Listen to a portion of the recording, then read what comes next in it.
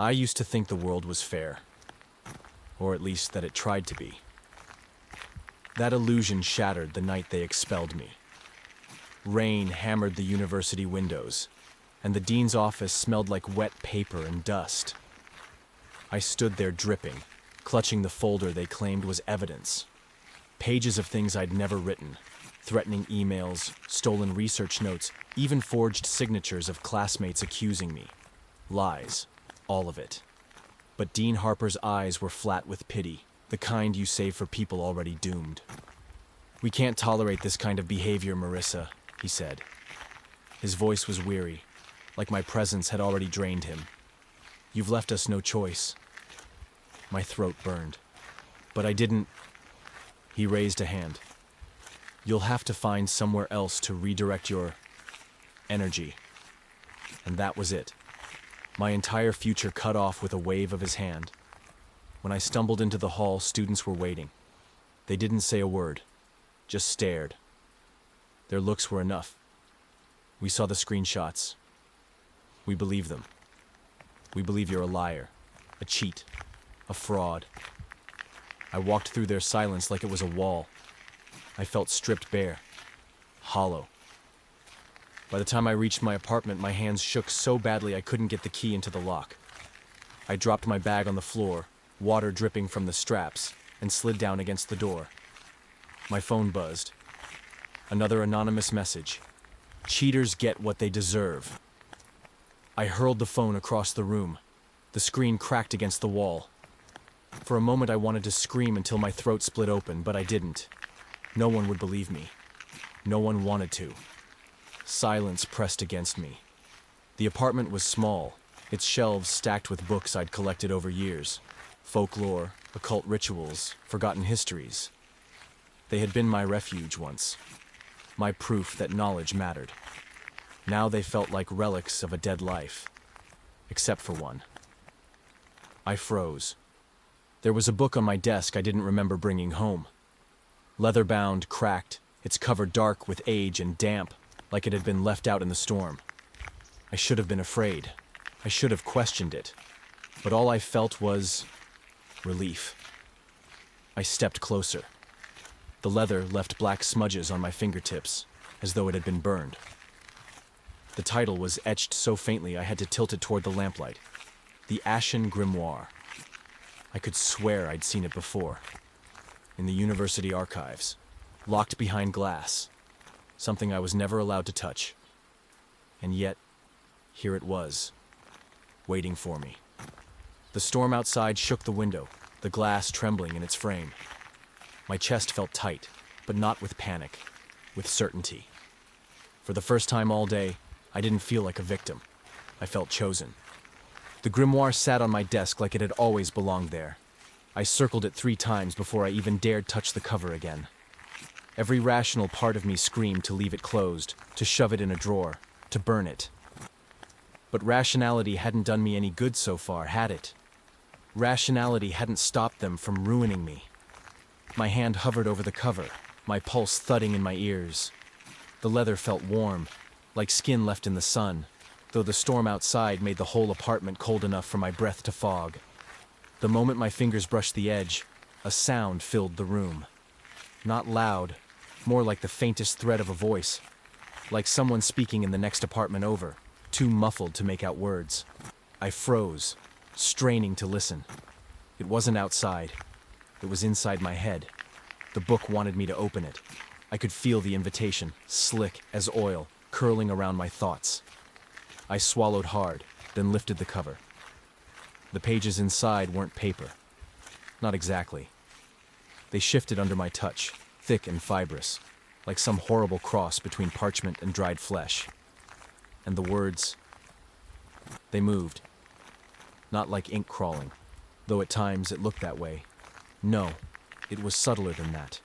The words blurred, rearranged, settled again, as if they were translating themselves for me.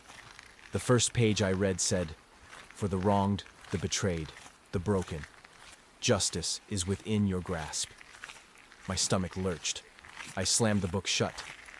But when I blinked, the words were still there. Not on the page, but written on the inside of my eyelids. They pulsed in time with my heartbeat. Justice. That was the word that hooked me, the one no one else had offered. I thought of Dean Harper's dismissive face, the messages on my phone, the classmates who had looked at me like I was dirt under their shoes. Didn't I deserve justice? Didn't they deserve punishment? My breath came uneven, shallow. I reached for the book again, fingers trembling, and opened it to the next page. Speak, and you will be heard. The whisper in my head grew clearer, as if the grimoire itself was leaning closer to my ear. A woman's voice, low and steady, vibrating in my skull. Tell me what was taken from you. I shuddered. Everything. The word tore out before I could stop it. They took everything. The lamp flickered. For a heartbeat, the apartment plunged into darkness, and in that blackness I saw something move. A shape standing just beyond the desk. Too tall, its shoulders bent at an unnatural angle, its face smudged away as if erased. The light steadied. The shape was gone. My hands gripped the edges of the book until my nails bit into the leather. Tell me who wronged you. Dean Harper's name formed on my lips, unbidden. So did the faces of the students who'd signed the accusations. And behind them all, a shadowy figure, the real one who must have started this. Someone had orchestrated it. I could feel it. Someone had wanted me destroyed. I whispered, I want them to suffer. The words hung in the air, too heavy, too alive. The pages shifted again, rippling like water. Symbols bled across the parchment, arranging into something between a diagram and a wound, a ritual. I couldn't recognize the language, but I understood it anyway. A candle, a drop of blood, a name. The grimoire's voice purred, do this, and justice is yours. I snapped the book shut a second time, my heart hammering so hard it hurt. Silence fell. But I knew silence didn't mean safety anymore. The whispers didn't leave with the book. They stayed inside me. The grimoire sat on my desk like it had always belonged there. I circled it 3 times before I even dared touch the cover again. Every rational part of me screamed to leave it closed, to shove it in a drawer, to burn it. But rationality hadn't done me any good so far, had it? Rationality hadn't stopped them from ruining me. My hand hovered over the cover, my pulse thudding in my ears. The leather felt warm, like skin left in the sun, though the storm outside made the whole apartment cold enough for my breath to fog. The moment my fingers brushed the edge, a sound filled the room. Not loud, more like the faintest thread of a voice, like someone speaking in the next apartment over, too muffled to make out words. I froze, straining to listen. It wasn't outside. It was inside my head. The book wanted me to open it. I could feel the invitation, slick as oil, curling around my thoughts. I swallowed hard, then lifted the cover. The pages inside weren't paper. Not exactly. They shifted under my touch, thick and fibrous, like some horrible cross between parchment and dried flesh. And the words, they moved. Not like ink crawling, though at times it looked that way. No, it was subtler than that. The words blurred, rearranged, settled again, as if they were translating themselves for me. The first page I read said, for the wronged, the betrayed, the broken, justice is within your grasp. My stomach lurched. I slammed the book shut. But when I blinked, the words were still there. Not on the page, but written on the inside of my eyelids. They pulsed in time with my heartbeat. Justice. That was the word that hooked me, the one no one else had offered. I thought of Dean Harper's dismissive face, the messages on my phone, the classmates who had looked at me like I was dirt under their shoes. Didn't I deserve justice? Didn't they deserve punishment? My breath came uneven, shallow. I reached for the book again, fingers trembling, and opened it to the next page. Speak, and you will be heard. The whisper in my head grew clearer, as if the grimoire itself was leaning closer to my ear. A woman's voice, low and steady, vibrating in my skull. Tell me what was taken from you. I shuddered. Everything. The word tore out before I could stop it. They took everything. The lamp flickered. For a heartbeat, the apartment plunged into darkness. And in that blackness, I saw something move. A shape standing just beyond the desk. Too tall, its shoulders bent at an unnatural angle, its face smudged away as if erased. The light steadied. The shape was gone. My hands gripped the edges of the book until my nails bit into the leather. Tell me who wronged you. Dean Harper's name formed on my lips, unbidden. So did the faces of the students who'd signed the accusations. And behind them all, a shadowy figure, the real one who must have started this. Someone had orchestrated it. I could feel it. Someone had wanted me destroyed. I whispered, I want them to suffer. The words hung in the air, too heavy, too alive. The pages shifted again, rippling like water. Symbols bled across the parchment, arranging into something between a diagram and a wound, a ritual. I couldn't recognize the language, but I understood it anyway. A candle, a drop of blood, a name. The grimoire's voice purred, do this, and justice is yours. I snapped the book shut a second time, my heart hammering so hard it hurt. Silence fell, but I knew silence didn't mean safety anymore. The whispers didn't leave with the book. They stayed inside me. I didn't sleep that night. Every time I shut my eyes, I felt the grimoire breathing beside me. Not literally, not air-filling lungs. But something moved beneath its cover, slow and steady, as if the book were alive and patient. The whispers came in waves, sometimes clear, sometimes faint, but always there. You deserve more than silence. Say the name. Only one name. The rest will follow. We will make them remember you. By dawn, I had shoved the book under my mattress like a guilty teenager hiding contraband. I told myself I'd throw it out with the garbage when the rain stopped.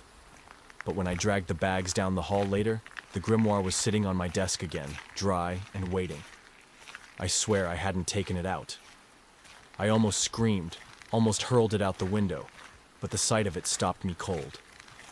The cover was faintly warm in the morning light, and there was something inviting about the curve of its spine, the way it seemed to lean toward me like an open hand.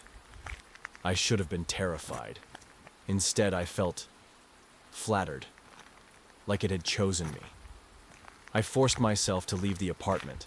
I needed air, noise, people, anything to drown out the crawling itch the grimoire had left under my skin.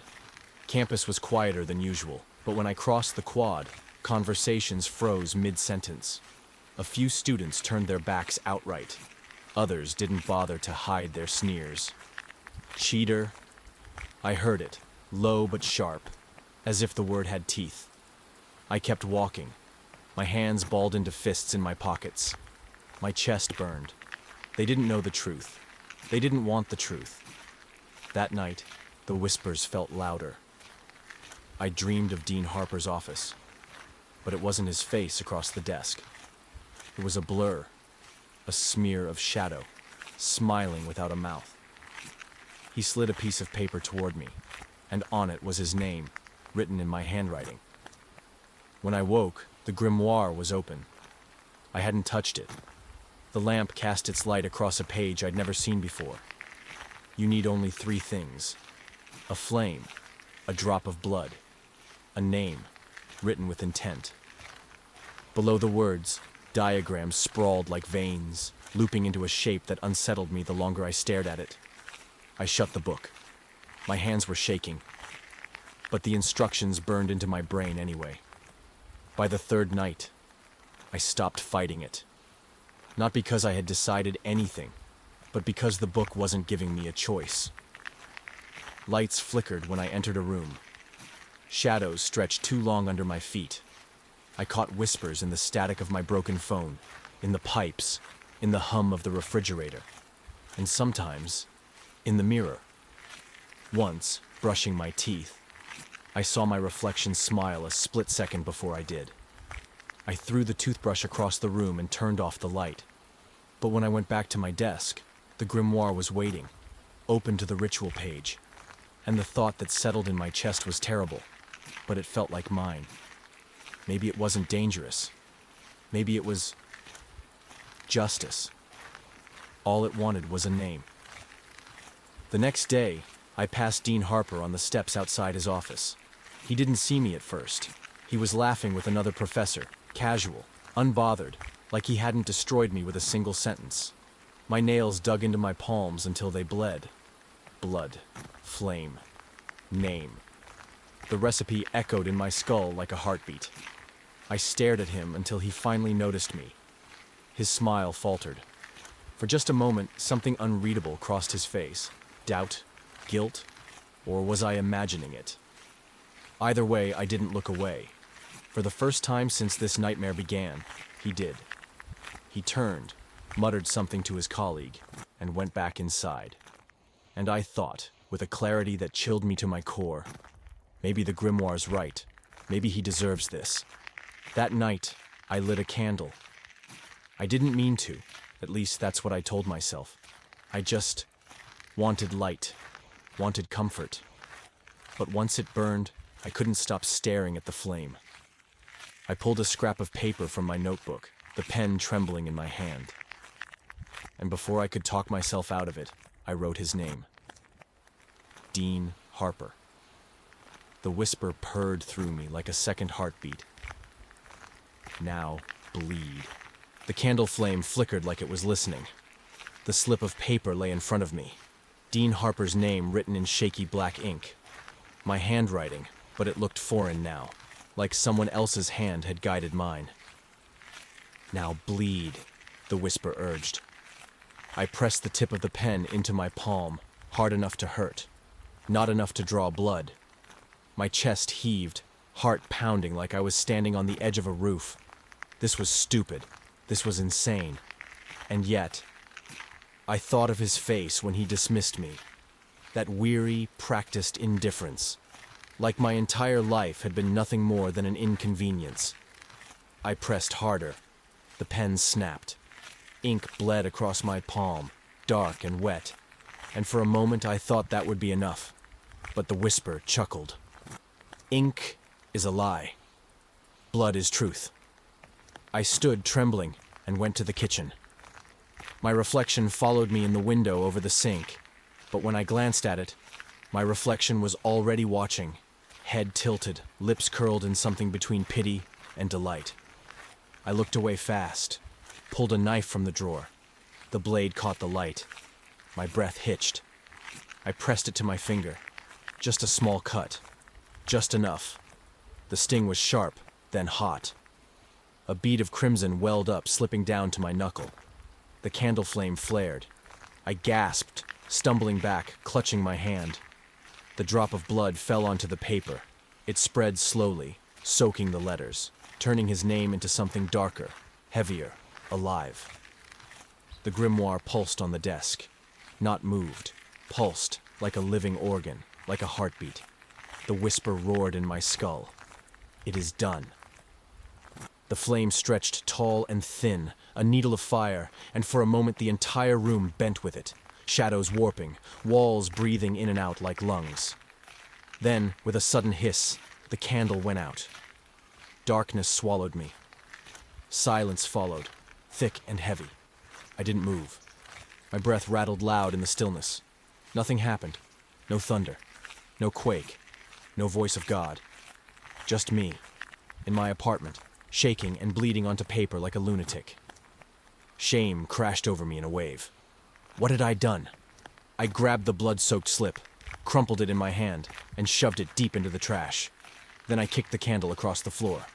I wanted to scream at the book, tear it apart, burn it. But when I looked at the grimoire, it was already closed, waiting, like it had all been my idea. I didn't leave my bed the next morning. The blinds stayed shut. My phone buzzed twice, then fell silent. By evening, I finally checked it, and froze. A headline filled the screen.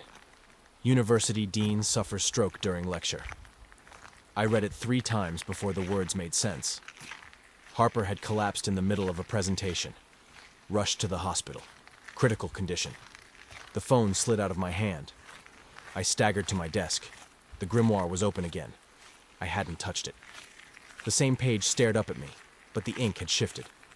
Justice has begun. My skin prickled. "No," I whispered. My voice cracked. "No, I didn't. But even as I said it, a sick, secret part of me whispered back, "Yes, you did." Because I had written his name. I had bled for it. And now the world had listened. Sleep didn't come easy that night. When it did, my dreams were worse. I saw Harper's hospital bed, machines blinking, wires crawling over him like vines. He turned his head toward me, mouth open, but no sound came. Then his eyes rolled back, and black veins spread across his skin like ink dropped in water. I woke gasping, sweat cold on my chest. The room was pitch dark, but not empty. Something was standing by the desk. Too tall, its arms too long, shoulders hunched. Its head brushed the ceiling. I couldn't see its face, only the outline in the glow of the street lamp outside. And in its hands, my crumpled slip of paper, the one with his name written in blood. The shadow tilted its head, as if to say, "More names. Give me more." When I blinked, the figure was gone. But the grimoire was still open, waiting. I told myself it was coincidence. People have strokes every day. Stress, diet, genetics. I could list a dozen reasons why it wasn't me, why it wasn't the book. But none of those explanations erased the image burned into my brain. Harper's name on paper, soaked with my blood, the candle snuffing itself out, and then him collapsing. Coincidence, I whispered to myself all day. Coincidence. But every time I said the word, the grimoire seemed to breathe louder. I avoided the desk for 3 days. I shoved a blanket over the book, piled clothes on top of it, and tried to pretend it wasn't there. It didn't work. When I poured cereal, I'd hear whispers in the milk. When I brushed my teeth, I'd see words flickering in the bathroom tiles. At night, I'd wake to the sound of pages turning in the dark, though the book was still buried. By the 4th night, I couldn't take it anymore. I tore the blanket away. The grimoire lay open, waiting like it had known I'd come back. "You are not finished." The words weren't printed. They rose fresh on the page as I stared, darkening into existence. My throat tightened. I didn't ask for this. The whisper slid through my head, smooth as silk. "You asked for justice, and justice has begun. But one name is never enough. The rot spreads. The guilty breed more guilt. You know this. You feel it." Images flooded me. Students' faces, the ones who had signed those false accusations. Their sneers, their silence, their eagerness to watch me fall. My stomach twisted. My hands shook. "No," I whispered. "I can't." A sound cut me off. I froze, heart thudding. From the bathroom, the faint scrape of glass. I crept down the hall. The mirror over the sink was fogged, though I hadn't showered. Slowly, shapes formed in the condensation. Letters, drawn by invisible fingers. One name. Just one. I backed up, shaking my head. But the letters smeared, then rewrote themselves. "Do not waste the gift." I staggered away. My reflection lingered half a beat too long before following me. Its mouth curved in a smile I wasn't wearing. I slammed the bathroom door and didn't open it for the rest of the night. The next morning, my phone buzzed with another anonymous message. "Hope you rot." The bile rose so fast I nearly gagged. My hands itched to grab the grimoire, to spill another drop of blood, to watch another headline appear. I resisted. I tried to leave, to breathe, to walk it off. But when I passed 2 classmates in the coffee shop, they went silent the moment I stepped in line. One of them laughed under his breath. The other leaned close and whispered something I couldn't hear. I wanted to scream at them, to tell the whole room the truth. but all I saw was Harper's smirk, the screenshots, the messages, and the words in the mirror. Do not waste the gift. That night, I couldn't stop staring at my own reflection. The bathroom was dark, just the glow of the streetlight spilling through the window. I stood in front of the mirror, hands clutching the sink. I didn't move, but my reflection did. Her smile stretched, thin and sharp. Her eyes darkened until no whites remained. When she opened her mouth, the whisper slid out. Not in my head this time, but aloud, vibrating in the glass. Say the name, Marissa. I stumbled back, hitting the wall. My reflection leaned closer to the glass, pressing her hands against it from the inside. One drop more, one word more, and you will never be powerless again. The mirror cracked, a fine line down the center, and in that fracture, her smile widened. I fled the room, slamming the door, but the whispers followed, and I knew, deep down, that the mirror was right. I wanted another name. I wanted all of them. I told myself I wouldn't do it again. But the lie tasted bitter the moment it left my lips. Everywhere I went, they reminded me. The whispers, the stares, the messages. The world had already decided who I was. A fraud, a cheater, a villain. And villains don't get mercy. So why should I give them any? I sat at my desk, candle lit. The grimoire pulsed faintly in the dim light, its cover warm, its pages fluttering as though stirred by breath. This time, I didn't hesitate. I pulled a scrap of paper toward me and wrote the name, Leah Porter. She'd been the loudest of them, I remembered. She hadn't just signed the accusations. She'd whispered them into every ear that would listen. Smiled when I walked past, watched me fall. My pen shook, but not with guilt, with rage. The whisper came like a hand stroking my hair. Yes, yes. Justice for the betrayed. I pricked my thumb with the knife, blood welling fast. The drop landed on her name with a soft pat.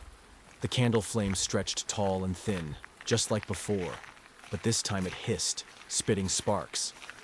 Smoke curled in shapes I almost recognized, a face screaming silently before fading into the air.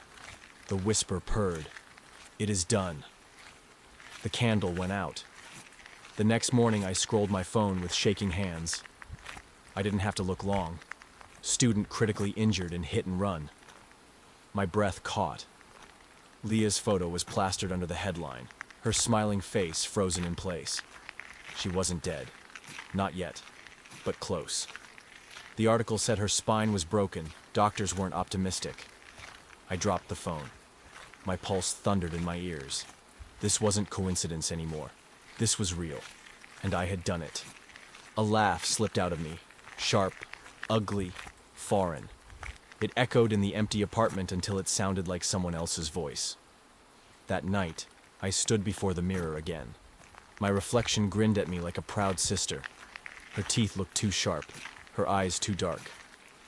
You see, she whispered, lips moving in perfect sync with the voice in my head. They can't touch you, not anymore. I wanted to argue, to scream that this wasn't what I meant, that I hadn't wanted Leah broken on the pavement. But the words never came, because part of me did. Part of me wanted her to hurt, wanted her to feel even half the weight I carried. The reflection leaned closer to the glass, pressing her forehead against mine. The crack in the mirror widened with a tiny pop. You're not the victim anymore, Marissa. You're the judge. Her eyes glittered, and mine glittered back. And for the first time since this began, I didn't feel fear. I felt power. Still, sleep was impossible. When I finally drifted off, I dreamed of Leah. Not in the hospital, not in bed. She was standing in the middle of the road where the car had struck her, body twisted wrong, blood pooling at her feet. She turned her head toward me. Her lips moved soundlessly, and then her eyes went black. I jolted awake, gasping, nails digging into my palms. The grimoire was on my chest, open. I hadn't touched it. The page glowed faintly in the dark, words bleeding fresh across the parchment. There are more. Always more. Do not stop. The warmth of the book seeped into my ribs, my heartbeat sinking with its pulse. And though my skin crawled, though my throat burned with bile, I whispered into the dark. Yes, I woke to find my desk covered in names. Not mine. The grimoire lay open, pages fluttering like wings, and dozens of letters, written in my handwriting, sprawled across scraps of paper, the desk, even the floor. I hadn't touched them. I sank into the chair, heart hammering. But my hands were trembling as if I had written them. The whispers in my head laughed softly, taunting. Do you doubt yourself, Marissa? Yes, I admitted aloud, voice raw. Then watch.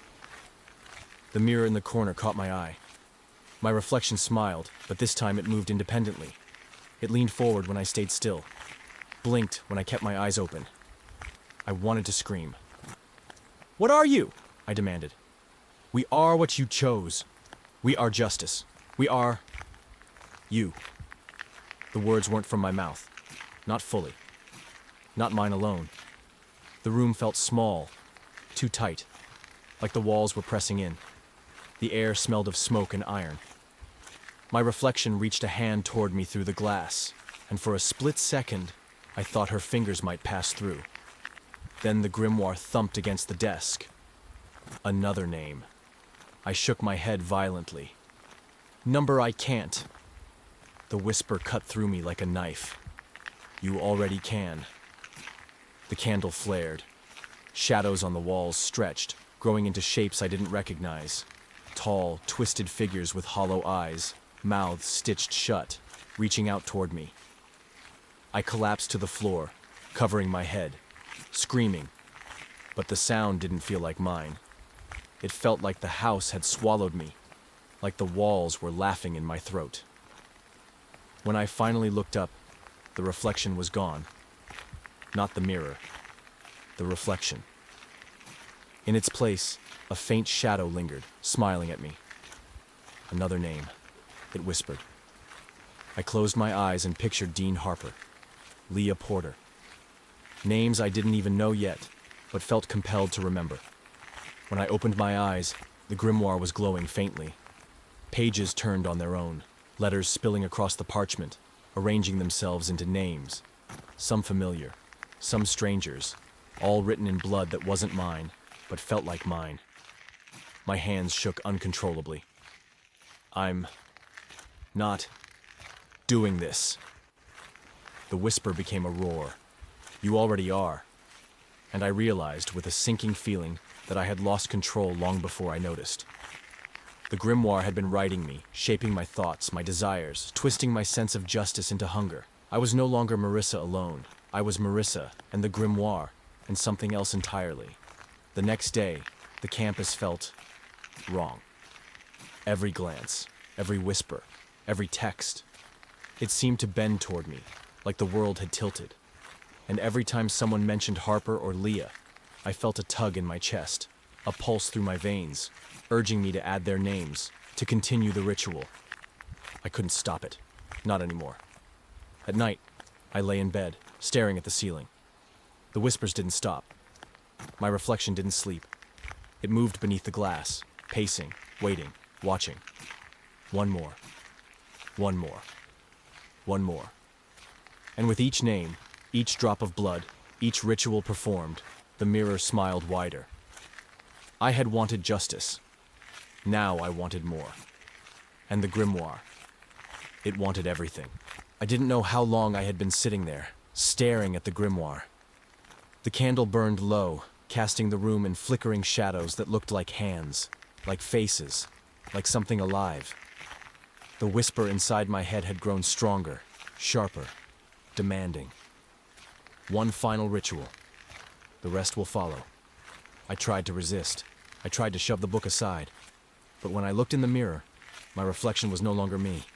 It grinned with those dark, sharp teeth. Its eyes, black as ink, bored into mine. Do it, it said. You know you want to. I wanted to scream. I wanted to run. I wanted to throw the book into the street, set fire to it, destroy it before it destroyed me. But I couldn't. Not really. I knew, deep down, that I had already crossed the point of no return. The instructions were simple. Candle, blood, name, yes. But this time, the grimoire demanded more. The letters formed shapes, symbols that twisted my vision, searing into my mind. It wasn't just writing anymore. It was rewriting me. Every word I read, every drop of blood I let fall, carved something into my soul. I knelt before the book. My fingers bled onto the parchment as I wrote one last name. A name I didn't know, not someone I could place, but it burned in my memory anyway. It felt inevitable. The flame leapt, high and wild, casting the room into a storm of light and shadow. The mirror shattered silently, cracks racing across the glass like lightning. And through it, I saw her. Not my reflection. Something taller, darker, moving too smoothly, smiling at me. It had fully emerged. "You wanted justice," it whispered, voice mine but not mine, echoing in my skull. "You wanted power, now you belong to me." I tried to pull back, to resist, but my arms wouldn't obey. My hands stayed pressed to the grimoire. The pages were alive, writhing like black water, sucking at my skin, at my bones, at my thoughts. The room began to warp. Walls stretched and bent, the floor rippling like liquid. Shadows crawled across the ceiling, slithering toward me. The candle flared one final time and then went out. I screamed, and in the dark, I felt it. Not fear, not pain. Something deeper, older, colder. I was no longer fully me. My reflection, the creature that had been me, moved without me, naming, choosing, weaving the world into its will. I tried to close my eyes. It laughed. Open them. I did. The grimoire floated in midair, pages spinning. Letters burned themselves into the walls, the floor, even my own skin. Names, places, curses I didn't understand but felt anyway. And then I realized the truth. I wasn't writing the book anymore. The book was writing me. Every thought, every heartbeat, every shiver in my flesh. It was the grimoire's now. And the final ritual wasn't for anyone else. It was for me, or for what I had become. I screamed, a sound that was mine, but not mine, echoing into the void the book had made. And then, silence. Epilogue. They found the apartment the next morning. The neighbors said nothing unusual had been heard. No screams, no flames, no voices, just silence. The place was empty. Candles melted into puddles. Paper scraps littered the floor. And in the center of the room, the grimoire lay open, untouched by human hands. The pages fluttered slowly, as though breathing. No one ever saw Marissa again. Some say she left town, vanished into the world like a ghost. Others whisper that she's still there, somewhere, sitting cross-legged before the grimoire, watching, listening, naming. And the book waits, as it always does, waiting for the next injustice, the next betrayal, the next broken soul who believes the world owes them justice. Because justice, when delivered by the wrong hands, is always hungry, and it never stops. That's it. Please like and subscribe, and comment what would you do. Thank you, and have a scary night.